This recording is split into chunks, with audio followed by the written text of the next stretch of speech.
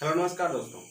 आज हम देखेंगे कि उपग्रह को पृथ्वी की कक्षा में कैसे भेजा जाता है, यानी कोई उपग्रह है उसको पृथ्वी की कक्षा में कैसे ले जाया जाता है और उसको ले जाता कौन है।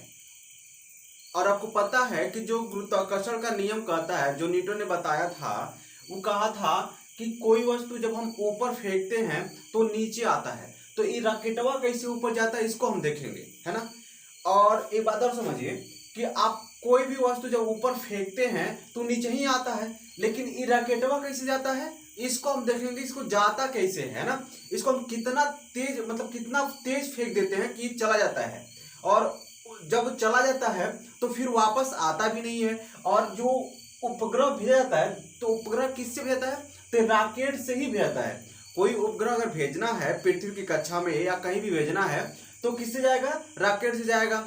जैसे अभी आपको क्या जो आपका चंद्रयान गया था किससे गया था, GSLV से गया था, है ना। GSLV मार्क 31 से गया था। उसी तरह जो आपका चंद्रयान गया था वो किस फर्स्ट गया था, वो PSLV से गया था। तो ये सब क्या है, रॉकेट के नाम है ना। तो इसी रॉकेट के सहायता से कोई उपग्रह हम क्या करते हैं, भेजते हैं।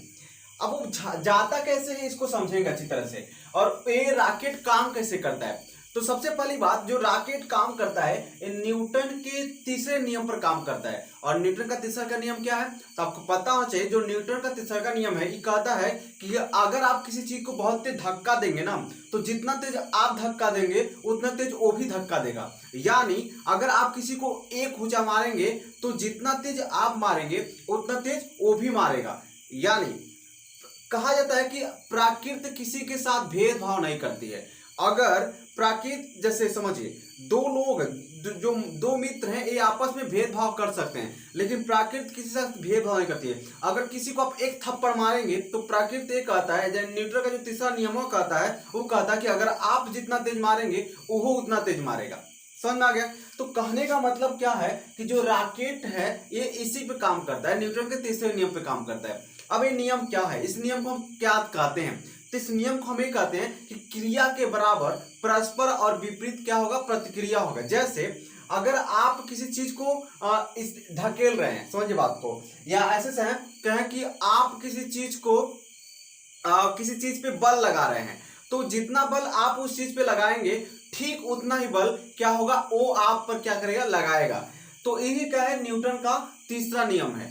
और इस नियम पे ही काम करता है क्या, रॉकेट। जैसे एक नियम और हम समझाते हैं आपको। जैसे आप नाव से जब उतरते हैं तो नाव को आप पीछे धक्का देकर उस पर कूदते हैं तो नाव क्या होती है, पीछे की तरफ जाती है। बाकी जो घोड़ा गाड़ी है, कुछ भी है, जो घोड़ा चलता है वो भी न्यूटन के तीसरा के नियम पे चलता है। तो ये बहुत एक अच्छा टॉपिक है न्यूटन का तीसरा नियम। इस पे हम कभी बाद में डिस्कस करेंगे। आज हमको डिस्कस क्या करना है कि ये उपग्रह हम भेजते हैं, ये रॉकेट उसको ले कैसे जाता है और रॉकेट खुद कैसे जाता है। जबकि इसको पूरा जो आपको पता, सबसे पहले जो पृथ्वी इसको जाने नहीं देगी, पहली बात। दूसरी बात ये हो गई कि जब ये जाएगा तो इसके, जब पृथ्वी के ऊपर जाएगा तो पृथ्वी के चारों तरफ क्या है, वायुमंडल है। तो उस वायुमंडल से होकर तो इसको गुजरना पड़ेगा ना। जब ये वायुमंडल से होकर गुजरेगा तो वायुमंडल में बहुत सारे क्या है भाई, बहुत सब वायु है। तो वायु से क्या होगा, इसका घर्षण होगा, और घर्षण से इतना ज्यादा उष्मा उत्पन्न होता है कि भाग कदे क्या हो जाएगा, बढ़ जाएगा। लेकिन भाग कदे बर्बो नहीं करता है, ये कहाँ से होता है। तो इसको हम जानेंगे पूरा डिटेल से। सबसे पहली बात समझिए, जो छोटी छोटी बातें हैं, बात यह है कि सबसे पहले अगर किसी चीज को ये सोचकर फेंकना है कि वह पृथ्वी पर फिर वापस ना आए, तो आपको एक सेकंड में कितना दूर फेंकना पड़ेगा, 11.2 किलोमीटर दूर फेंकना पड़ेगा एक सेकंड में। अब सोचिए, यानी एक सेकंड में आप 11.2 किलोमीटर दूर अगर फेंक देते हैं तो फिर वापस नहीं आएगा। ठीक है, ये इसको बोलते हैं पृथ्वी का पलायन वेग। यानी पलायन वेग क्या होता है, वह न्यूनतम वेग जिससे किसी ग्रह पर से कोई वस्तु अगर फेंक रहे हैं ना तो फिर वह वहां पर ना आए, उसे क्या कहते हैं, पलायन वेग। पलायन का मतलब क्या होता है, भाग जाना, है ना। क्या होता है, भाग जाना।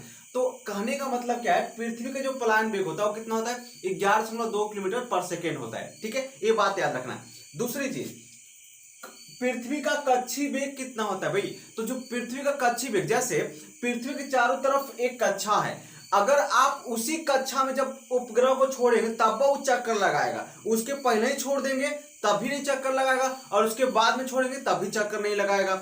यानी इसका मतलब ये होगा कि एक निश्चित कक्षा है, इसके चारों तरफ क्या है, एक निश्चित कक्षा है, और उस कक्षा में जब आप चक्कर लगाएंगे, थोड़ा समझिएगा इसको, जैसे ए आपका क्या है, पृथ्वी है, ए क्या आपका पृथ्वी, तो इसके चारों तरफ क्या है, एक कक्षा है, क्या भाई, इसके चारों तरफ कक्षा है, और इस कक्षा का जो न्यूनतम दूरी है लगभग कितना है, 3600 किलोमीटर, कितना है, 3600 किलोमीटर लगभग में है। तो अगर आप इसी कक्षा में जब आप चक्कर लगाएंगे, उपग्रह को लाकर छोड़ेंगे, तब वह क्या होगा, यहाँ पर चक्कर लगाएगा, नहीं तो वो चक्कर नहीं लगाएगा, या इससे पहले छोड़ेंगे तो ये पृथ्वी पर गिर जाएगा, और गिरेगा का ये भक्त दे बढ़ जाएगा, क्योंकि ये सब क्या है, यहाँ पर आएगा सब वायु, और जब जैसे ही वायु में आएगा तो ये क्या होगा, बहुत तेज घर्षण होगा, और घर्षण होने से क्या होता है कि बहुत ज्यादा उष्मा उत्पन्न होती है, और उष्मा उत्पन्न होने से ये क्या होता है, जल जाता है। ठीक है, तो सबसे पहले बात समझिए, तो सबसे दो चीजें आप समझिए कि अगर कोई उपग्रह चक्कर लगाता है तो वो कितना दूर पे लगाएगा, लगभग 3600 किलोमीटर के दूर पे लगाएगा। ठीक है, दूसरी बात, अगर किसी को फेंकना है, ऐसे किसी उपग्रह को फेंकना कि फिर पृथ्वी पे ना आए, तो उसको कितना वेग से फेंकेंगे, 11.2 किलोमीटर पर सेकंड के वेग से फेंकेंगे। दूसरी चीज, अगर आप इसको देखिए, सबसे पहली बात अब यहां पर समझते हैं, पहले रॉकेट को समझ लेते हैं। तो रॉकेट किस नियम पे काम करता है, न्यूटन के तीसरे नियम पर क्या करता है, काम करता है। अब कैसे काम करता है देखिए, क्या होता है, इसको देखिए, रॉकेट के 3 पार्ट होते हैं, एक 2 पार्ट में क्या होते हैं, ईंधन भरे होते हैं, यानी इसमें फ्यूल होते हैं, और ये फ्यूल किसका होता है, हाइड्रोजन का फ्यूल होता है भाई, या तो ठोस हाइड्रोजन हो सकता है या द्रवित हाइड्रोजन, दोनों हो सकता है, या तो द्रवित हाइड्रोजन हो या तो ठोस हाइड्रोजन। तो इसमें क्या भरा होता है, हाइड्रोजन भरा होता है। ठीक है, अब क्या होता है कि यहां पर इस वाले में और इस वाले में, दोनों में क्या होते हैं, ईंधन होते हैं, और ये वाला उपग्रह क्या होता है, इसमें क्या होता है, इसमें उपग्रह, इसको बोलते हैं इसका नासिक, तो जो नासिक वाला पार्ट है, इसका थर्ड पार्ट है, इसमें क्या होता है, उपग्रह होता है। तो क्या होता है कि जब इसको हमको, सबसे पहले 2 चीजें, इसको जब हमको भेजना होता है, इसको उड़ाना होता है, तो हम क्या करते हैं, इसके पीछे आग लगा देते हैं। क्या करते हैं, जब आग लगाते हैं ना, तो ये जो है, आग लगाने से क्या होता है कि ईंधन क्या होता है, जलने लगता है, और जैसे ईंधन यहाँ पर पतला पतला छिद्र कर देते हैं, जैसे जैसे ईंधन क्या होता है, जलता है, वैसे क्या होता है, इसमें से धुआं निकलता है। क्या निकलता है, धुआं, और ये धुआं क्या करता है, इस नीचे के बल लगाता है। जब ये नीचे बल लगाता है तो न्यूटन का जो तीसरा नियम कहता है कि इसको ऊपर क्या करता है, खदेड़ता है। तो इससे जब धुआं जितना तेज नीचे आएगा, ये उतना तेज इसको ऊपर की तरफ खदेड़ेगा। ठीक है, तो हम क्या करते हैं, और देखिए पतला पतला छिद्र किए कि ताकि ज्यादा प्रेशर मारे। देखिए जितना पतला छिद्र से अगर पानी, देखिए अगर नलकी, देखिए नलकी अगर मोटा है तो पानी उतना प्रेशर से नहीं जाएगा, अगर नलकी पतला है तो उसमें पानी प्रेशर से जाएगा, तो इसको हम पतला पतला छिद्र कर देते हैं, और इससे प्रेशर बहुत तेज मारता है, जिससे इस नीचे की तरफ बहुत तेज बल लगाता है। और ठीक जो न्यूटन का तीसरा नियम कहता है कि अगर आप नीचे बल लगाएंगे तो नीचे वाला भी क्या करेगा, ऊपर की ओर बल लगाएगा। तो जब ई ऊपर की ओर बल लगाता है तो ई क्या होता है, ऊपर की तरफ भागता है। अब देखिए 2 चीजें ध्यान में रख करके हम लोग इसको उड़ाते हैं। कैसे, पहला चीज ध्यान रखते हैं कि हम चाहते हैं कि कितना जल्दी हो सके यह क्या कर दे, वायुमंडल को पार कर जाए। अब वायुमंडल को पार करे तो वायुमंडल में क्या होगा, घर्षण होगा, तो इसको घर्षण से बचाने के लिए इसके चारों तरफ हम क्या कर देते हैं, एक उष्मारोधी प्रत चढ़ा देते हैं। क्या होता है, उष्मारोधी, है ना, एक तापरोधी ऐसे कह सकते हैं कि ये जले ना। तो कम हम चाहते क्या, बहुत कम टाइम में क्या कर दे, बहुत तेज मतलब वायुमंडल को पार कर दे, ताकि इसको कोई भी क्षति ना हो। तो इसके लिए हम क्या करते हैं, जितना दूर वायुमंडल होता है उतना दूर इसको सीधे भेजते हैं। कैसे भेजते हैं, सीधे। अब इसको, इसमें कोई तो बैठा होगा नहीं, तो इसको स्वचालित, है ना, कंप्यूटर द्वारा इसको चलाते हैं। ठीक है, स्वचालित होता है, इसको सीधे फेंक देते हैं कि तुम पहले सीधे जाओ और वायुमंडल को पार कर जाओ। तो जैसे ही वायुमंडलों को पार करता है वैसे ही क्या करता है, ऐसे मुड़ जाता है। जैसे धीरे धीरे क्या होगा, जैसे वायुमंडल पार कर गया तो धीरे धीरे क्या होगा, इसका ऐसे 36 में मुड़ जाएगा। अब देखिए इसको हम क्या करते हैं, पहली बात है जब कुछ दूर जाता है तो धीरे धीरे इसका वेग देखिए, पृथ्वी का प्लान वेग कितना है, 11.2 किलोमीटर पर सेकेंड। तो इसका जब अंतिम, मान लीजिए जब ये वायुमंडल को पार करने वाला ही होता है, यानी पृथ्वी की कक्षा को पार कर मतलब वायुमंडल को पार करने वाला होता है, तो उस समय इसका वेग कितना होता है? 11.2 किलोमीटर कम से कम होना चाहिए। तो इसका वेगवा बढ़ाने के लिए हम क्या क्या होता है, देखिए ये जो होता है पहिलका खंडवा, ये कुछ दूर जा करके जल जाता है, और जल करके क्या होता है? गिर जाता है। और जब ये जल की गिर जाता है तो दूसरका में क्या होता है? अगिया लग जाता है। और जब दूसरका में अगिया लगता है तो ये वो भी जलने लगता है। इससे दो फायदा होता है। पहला फायदा ये होगा कि ये जब जल के टूट जाएगा तो इसका ओजनवा कहा जाएगा कम हो जाएगा, और जब ओजनवा कम होगा तो इसका वेगवा कहा जाएगा बढ़ जाएगा, और जब वेग बढ़ जाएगा तो वेग बढ़ने से क्या होगा? और तेजी से जाएगा, यानी वायुमंडल को और तेजी से क्या कर देगा? पार कर देगा। समझ में आया? यानी इसका वेग आराम से कितना होता है? देखिए इसको 3 खंड अब चाहते हैं तो इसमें 2 खंड बनाने का क्या कारण होगा कि कुछ देर बाद जाकर हाई खंडवा गिर जाएगा, फिर और जब कुछ दूर जाएगा तो ई वाला खंडवा भी कहा जाएगा गिर जाएगा, यानी ई क्या हो जाएगा? एकदम हल्का हो जाएगा, और उसका वेग भी कहा जाएगा एकदम बढ़ जाएगा। तो जैसे ही ऊपर जाता है तो जब इस कक्षा में पहुंचता है, इस वाले कक्षा में पहुंच जाता है, तो इस कक्षा में पहुंचने के लिए क्या करता है? जब पहुंच जाता है तो पहुंचने पर भी तो होगा नहीं, जब पहुंचेगा तो कम से कम इसका वेगवा कितना चाहिए? पृथ्वी का कक्षीय वेग कितना? 8 किमी पर सेकेंड। अगर इसमें कोनो 8 किमी पर सेकेंड से चक्कर लगाएंगे, अगर आप इसमें आप ही होंगे, अगर आप 8 किमी से गति से चक्कर लगा रहे हैं तब इसमें रुक पाएंगे, नहीं तो वो रुक नहीं पाएंगे। तो ये क्या होता है कि जो राकेटवा होता है, ठीक है, उसको क्या करता है कि 8 किमी तक खूब घुमाता है, यानी जब तक उसका वेगवा कितना हो जाएगा? 8 किमी पर सेकेंड ना हो जाए तब जाकर के जब होता है तब उसको छोड़ देता है, और जब इसको छोड़ देता है तो इसके और इसके बीचों में क्या लगता है? गुरुत्वाकर्षण बल लगता है, जिसके कारण क्या होता है?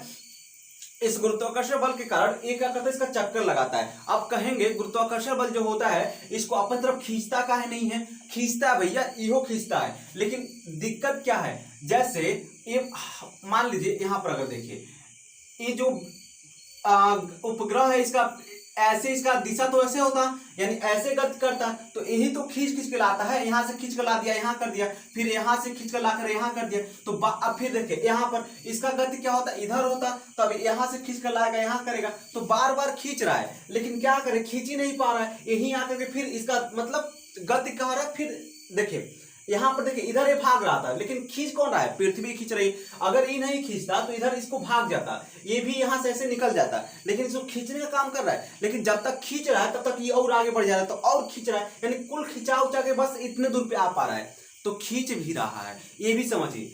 और तो इस तरह से अगर इसका क्या होगा? ये पूरा क्या करेगा? चक्कर लगाने लगेगा। अब चक्कर लगाने से इसका काम क्या होगा? तो काम हम कई तरह से ले सकते हैं। हमको मौसम की जानकारी पता करना है, इस पृथ्वी का फोटो भेजना है, तो और सारी चीजें करनी है दोस्त। तो हम ये सारी चीजें क्या करते हैं? उपग्रह द्वारा ही करते हैं, अपनी संचार व्यवस्था को बनाने के लिए ये क्या करते हैं? सब उपग्रह द्वारा तो ही होता है। तो इस तरह से क्या होता है कि किसी उपग्रह को हम क्या करते हैं? किसी पृथ्वी की कक्षा में क्या करते हैं? स्थापित कर देते हैं। तो उम्मीद करता हूं ये सारी चीजें आपको समझ में आ गया होगा। तो इसमें आपके पॉइंट मतलब एग्जाम के पॉइंट ऑफ व्यू से क्या इंपॉर्टेंट है? इंपॉर्टेंट क्या है? सबसे पहला क्वेश्चन कि ई रॉकेटवा किस सिद्धांत पर काम करता है? तो न्यूटन के तीसरे नियम पे काम करेगा, ठीक है। दूसरा नियम, दूसरा बात, जो उपग्रहवा होता है वो कहाँ रहता है? तो इसके नासिक में होता है। कहां पर था? नासिक में, ठीक है। फिर तीसरा क्वेश्चन, इसमें ईंधन के रूप में क्या भरा होता है? तो इसमें H2 भरा होता है, हाइड्रोजन भरा होता है, ठोस अवस्था में भरा जाता है और फिर द्रवित अवस्था में भरा जाता है, ठीक है। 3 क्वेश्चन है पृथ्वी का पलायन वेगवा कितना है? तो 11.2 किलोमीटर है, यानी पृथ्वी का जो पलायन वेग है 11.2 किमी पर सेकेंड है। तीसरा क्वेश्चन, पृथ्वी का कक्षीय वेग कितना है? यानी 8 किमी पर सेकेंड है। तो ये सारे क्वेश्चन आपके एग्जाम में पूछे जा सकते हैं। पृथ्वी की कक्षा कितनी है? तो लगभग 3600 किलोमीटर के लगभग इसकी पृथ्वी की क्या है? कक्षा है, ठीक है। तो ये सारी चीजें आपको याद रखनी चाहिए और आप उम्मीद करता हूं कि सारी चीजें आपको याद हो गए होंगे। एक चीज और पूछा जाएगा, ठीक है, कि कोई उपग्रह पृथ्वी की चक्कर क्यों लगाती है? तो लगाने के लिए मजबूर कौन करता है? देखिए अगर आप किसी को चक्कर लगा रहे हैं तो इसका मतलब क्या है? देखिए ये चक्कर लगा रहा है, अगर कोई मतलब लड़का है किसी लड़की का चक्कर लगा रहा है तो इसका मतलब क्या है? आकर्षण बल है। क्या है? आकर्षण हो रहा है। क्या हो रहा है? आकर्षण। तो इसी तरह इसमें क्या होगा? आकर्षण बल है, ये क्या करेगा? इसको अपनी तरफ खींचेगा। क्या करेगा? खींचेगा। जैसे अब क्या कहें, आपको समझ गए होंगे, ठीक है। तो ये खींच रहा है, क्या कर रहा है? खींच रहा है। तो खींच रहा है इसलिए क्या कर रहा है? चक्कर लगा रहा है। अब ये खींच रहा है लेकिन खींच ही नहीं पा रहा है, और खींच नहीं पा रहा है तो बार बार इसी में क्या कर रहा है? चक्कर लगा रहा है। तो ये सारी चीज़ें आप अच्छी तरह समझ गए होंगे। तो आज के लिए बस इतना ही, फिर कभी मिलेंगे अगले नेक्स्ट टॉपिक पर डिस्कस करेंगे।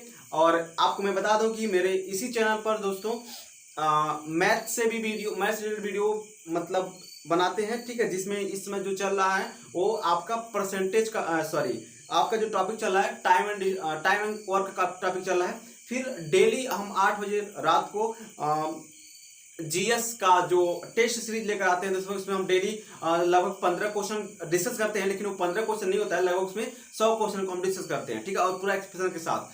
तो उम्मीद करता हूं आप उस सारी चीजें समझ गए होंगे। और अगर आपको इन सारी चीजों की आवश्यकता है, अगर आपको मैथ की पढ़ने की जरूरत है, फिर आपका जीएस कमजोर है, तो ये सारी चीजें आप मेरे चैनल पर देख सकते हैं। और अगर आपको चैनल से जुड़ना है तो आराम से जुड़ सकते हैं, कोई दिक्कत नहीं। अगर आपको वीडियो पसंद आता है तो अपने दोस्तों के साथ शेयर भी कर दीजिए। धन्यवाद।